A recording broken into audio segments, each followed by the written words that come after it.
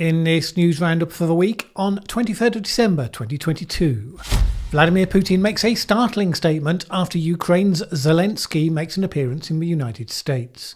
Scottish lawmakers pass a controversial trans self-ID bill, creating a likely constitutional crisis with the UK government. The summit on biodiversity reaches a final agreement. Needless to say, not everyone's happy.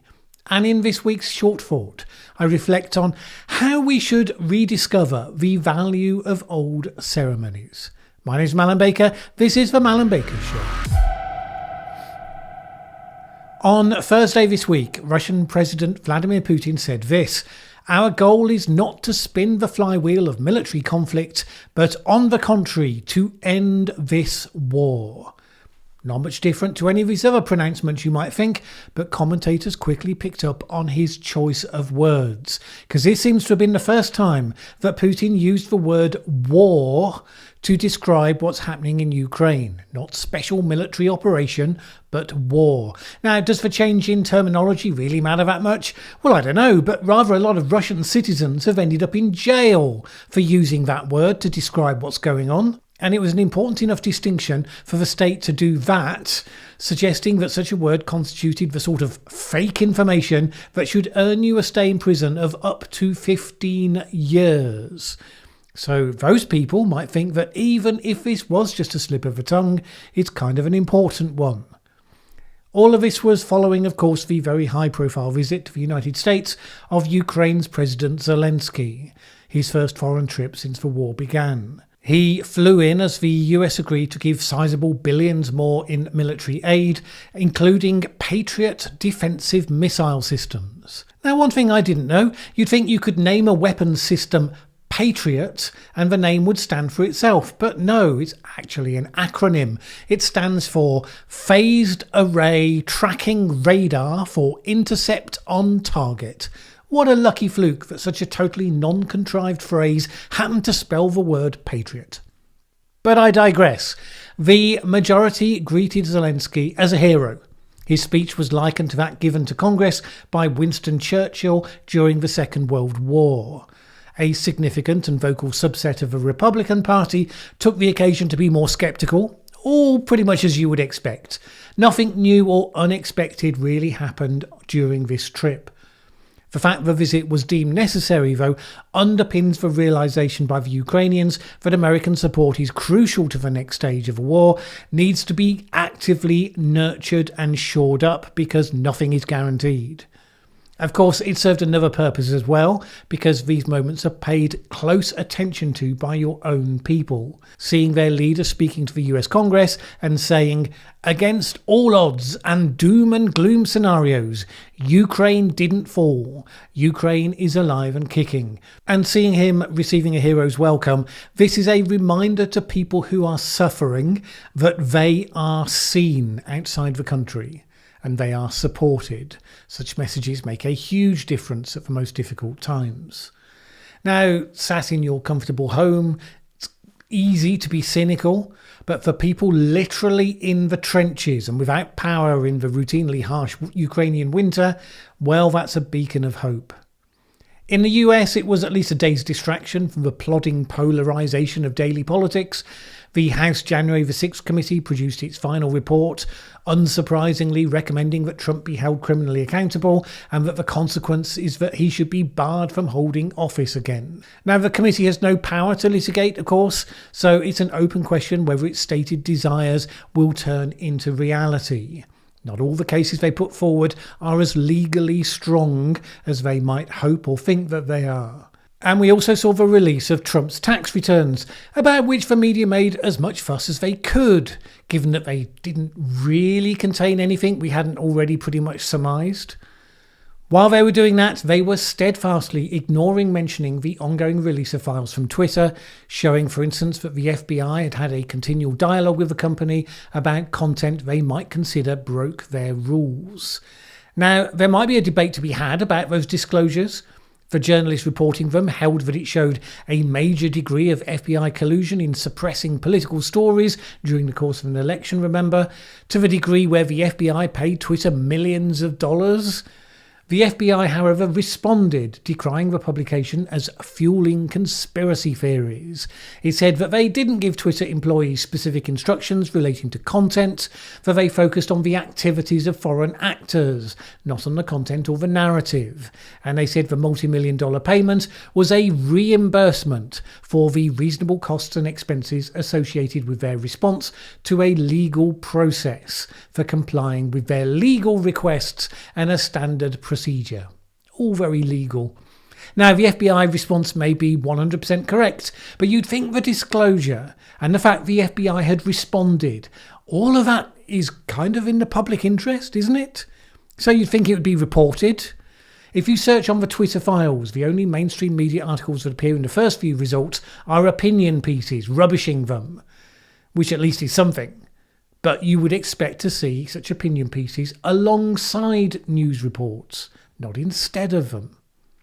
Some of the more valid non-partisan criticism of the operation has been that the journalists that Musk picked don't know much about the technology side of social media, often don't really understand what they're seeing, and they rather filter things through what they wanted to find, a particular political perspective.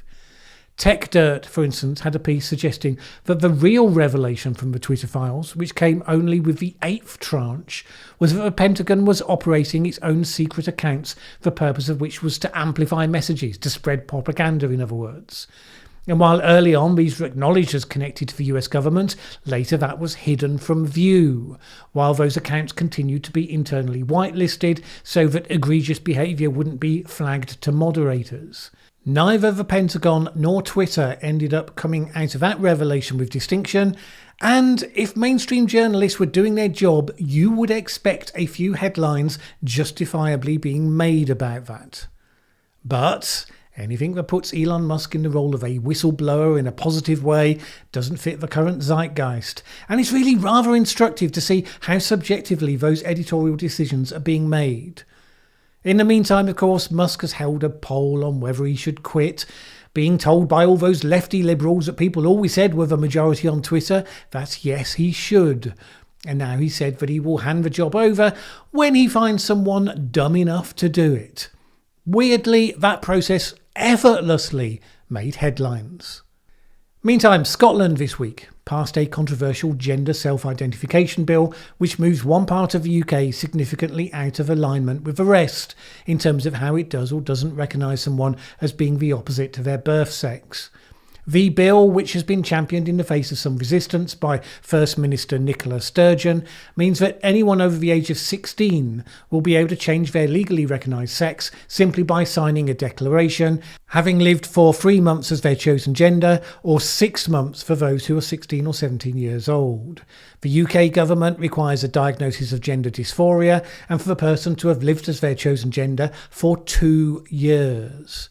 The Scottish legislation raises the prospect that there would be recognised trans women, say, in Scotland, who would no longer be recognised as such once they cross the border.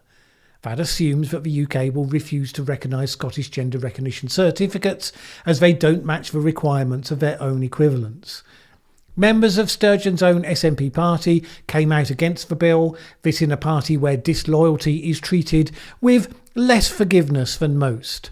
Ash Regan, who stood down as a minister to oppose the bill, told a rally that being a woman was not a costume, it's not a feeling, but a material reality grounded in biology. Critics of the bill argue it would substantially place vulnerable women and girls at greater risk since it would make it relatively trivial for predatory men to demand access to women-only spaces. And they pointed to signs of how it would play out. For example, in the recent policy of the NHS in Ayrshire and Arran, which likened potential women who might object to having a male-bodied person with them in a single-sex ward as being the equivalent to racists. But the SNP were giving no exceptions to this, so an amendment to the bill to prevent male sex offenders specifically from being able to change gender in order to get sent to a woman's prison, that was defeated. Because obviously anyone suggesting that someone with a history of raping women shouldn't be locked into a cell with women, well, that would just make you a bigot, apparently. That, of course, is one of the complaints of women's rights campaigners. The writer Julie Bindel, for instance, who accused the bill supporters of Orwellian doublespeak by branding critics of the legislation as bigots and transphobes. The SNP's Social Justice Secretary Shona Robison defended the legislation with the assertion trans rights are not in competition with women's rights, which stands as a statement of faith rather than an argument per se.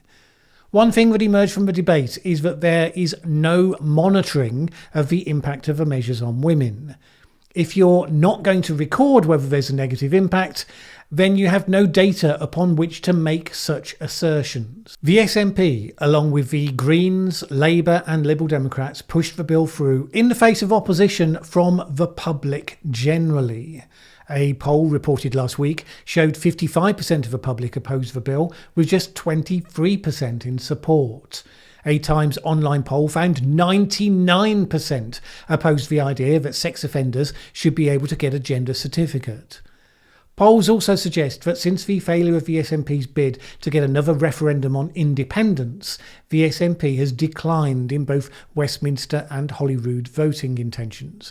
Nicola Sturgeon, whose popularity had been pretty robust for a very long time, has now declined as well. Not that that decline has reached catastrophic proportions yet, but once a party that's been in power for quite a long time starts to decline and look out of touch with the electorate, that is often a process you can expect to gain momentum. In the meantime, the UK government has to decide what it's going to do in response. The Secretary of State for Scotland, Alistair Jack, said very quickly after the bill was passed that it would be looking at aspects of the legislation, particularly focusing on the safety aspects for women and children. He suggested the government could go as far as invoking a Section 35 order, which would stop the bill from going for royal assent, very much the nuclear option, provoking a de facto constitutional crisis. In other contexts, that would be fodder for the SNP, whipping up Scottish nationalist sentiment over the interference from Westminster. Now, is that going to work when it's over an issue where the local population doesn't even come close to majority support? That's a trickier question. At the beginning of this week, the International Summit in Montreal on biodiversity was concluded, with somewhat more muted fanfare than we tend to see on the climate-focused equivalents. The focus of the event is to try to halt the rather rapid decline of the natural world. Everyone talks in terms of species extinctions, although at the moment it's more the reduction of the size of populations of species than it is the removal of species per se, the extinctions. Obviously, if the numbers of a species decline, they get closer to the point where they could conceivably become extinct. Now, why should we care? Well, we are part of the biosphere. Our food and our life support services depend on natural systems working. Those systems are complex and interconnected. A part that we think must be of no value to us could be crucial to something else, that is crucial to another thing, that is crucial to us. When I've researched the literature on this for previous videos, the overwhelming factor in the decline of species has been habitat loss. Human beings converting natural habitat to living space or to agriculture or something else. Some talk about extinctions in relation to climate change. Now, those may certainly come in the future as global warming progresses, but with the limited warming to date, it has been a very minor factor so far. So deciding to limit the destruction of habitat to a certain degree should be a pretty reliable process for avoiding future species loss, by and large, which is good news because that is surely within our capabilities. However, for negotiations for this summit, COP15 as it's called, that's the conference of the parties to the 1992 Convention on Biological Diversity, the negotiations have been difficult. Why? Well, the poorest countries of the world tend to have the richest biodiversity, and the short-term incentive thereby to reduce that biodiversity in order to develop faster. The richest countries in the world tend to have relatively low rates of biodiversity and a large interest in ensuring that we preserve what there is. Now, none of that's an accident. Those richer countries have less biodiversity because they already cut down all their forests decades or even hundreds of years ago. So the goal of the conference was to seek to agree nature targets for 2030 and 2050. The track record so far is not great, Back in 2010, goals for the subsequent decade ahead were set, 20 so-called HE biodiversity targets. 10 years later, we have collectively failed to meet any of them. The ambitious aim is to halt and reverse biodiversity loss by 2030. In advance of the summit, a group including the UK, the EU, Canada, New Zealand, Australia and others had said that this target was a high priority for them. On the other side, countries including Bolivia, Argentina, South Africa and Uganda had said that they were opposed. A key measure seen as essential to meeting the big goal is the target of protecting 30% of the Earth's land and seas by 2030, and to ensure that at least 30% of land and sea areas are under restoration by that date. The chair of the UK government body Natural England, Tony Juniper, told journalists, "This is very significant. There are literally billions of hectares of land across the world that have been degraded by past activities, including agriculture. If we can get that land back into a better state, this will be one of the principal ways we can take the pressure off natural ecosystems." Whether that's feasible or not is another question. 30% of land and sea is, well, it's a lot of land and sea. And some pointed out there's no explicit baseline, no detailed record of the status quo across all that territory. So how can you measure progress if you don't know where you're starting from? Also, there's the question of which land gets included in the 30%, because not all land is equal. As the website Carbon Brief reported one attendee saying, "When it comes to preventing species extinctions, you will do a lot more by protecting a small area of the Brazilian Pantanal, which is home to highly unique and localized species, than a large bit of Russian tundra, where animals roam over large areas." Accordingly, the final agreement says that it should focus on areas of particular importance for biodiversity and ecosystem functions and services, which is what it should say.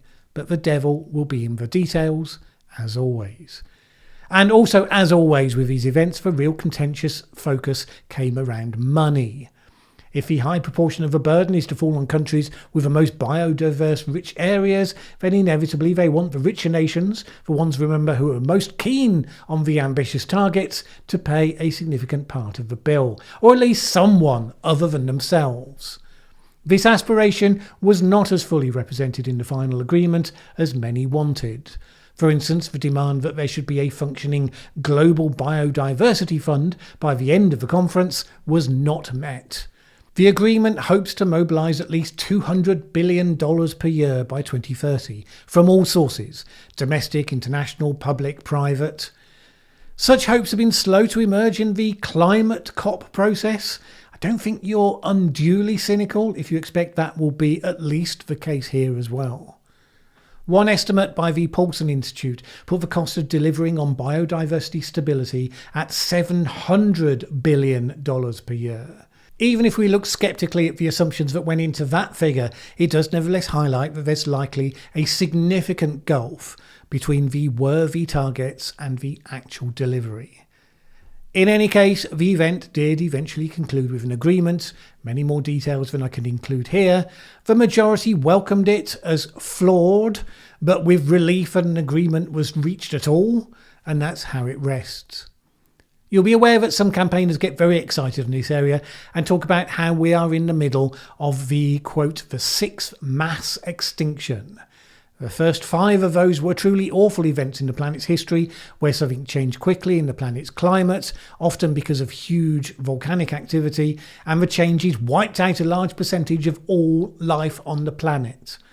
I did a video looking at species extinction research and those questions some time ago, and while preserving biodiversity is a real challenge, not an area for complacency, there were certainly a number of counters to the catastrophist picture painted by the campaigners. You might want to check that out if you're interested in the topic. Our societies will always be big bundles of contradictions, which is part of what makes them interesting. For instance, I've been a lifelong atheist, but I like the tradition of Christmas. I mean, of course, it's a family feast as much as anything, and you could appreciate that without worrying in the slightest about the religious undertones. But, I also like the Christmas carols and all of that stuff. Once a year, listening to a recording of a church choir singing music that reaches into a sort of different sphere of being. And why? Because whatever the origins of it all, it's a ceremony that's tied to a moment when we traditionally stepped back and reflected on a little on where life is going and where it's gotten to. I think I first realised the absence of this in my life when I attended a wake for an acquaintance which was held in an actual cathedral. And the people who made cathedrals knew exactly what they were about, creating a space that's conducive to giving you a sense of awe and of reflection. And especially if you're there because someone died, because inevitably that turns your mind to your own mortality, what you want to do, big picture, with all the time that you have.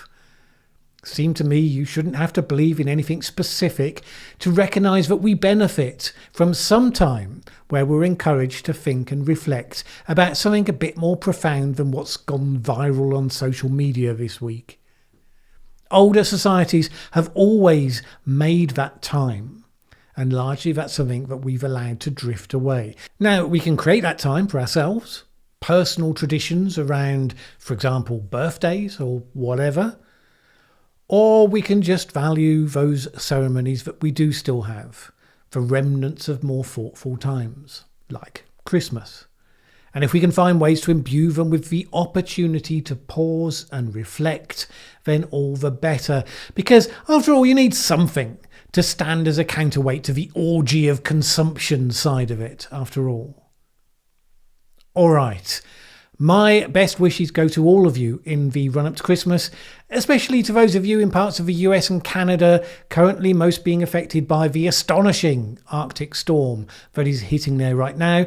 Some pretty eye-watering temperatures I'm seeing in the reports, the sort that our societies are not routinely geared up to deal with. So I hope that wherever you are in a comfortable position to ride it all out.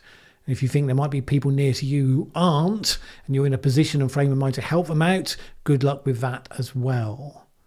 My thanks, as always, to those people who support this channel on Patreon. As you know, this channel simply could not have gone through 2022 producing the number of videos that I do without that support. If you would like to add yours for the independent, fact-focused and non-ideological content I aim to produce here, please head on over to patreon.com/Mallen Baker. It is always appreciated. Either way, have a great week. Have a great Christmas, and I will see you next week. Thanks for watching this video. If you liked it, please share with anyone else you think would also enjoy it. Word of mouth is really important to us. And if you've not subscribed yet, what are you waiting for? As the saying goes, that subscribe button won't smash itself.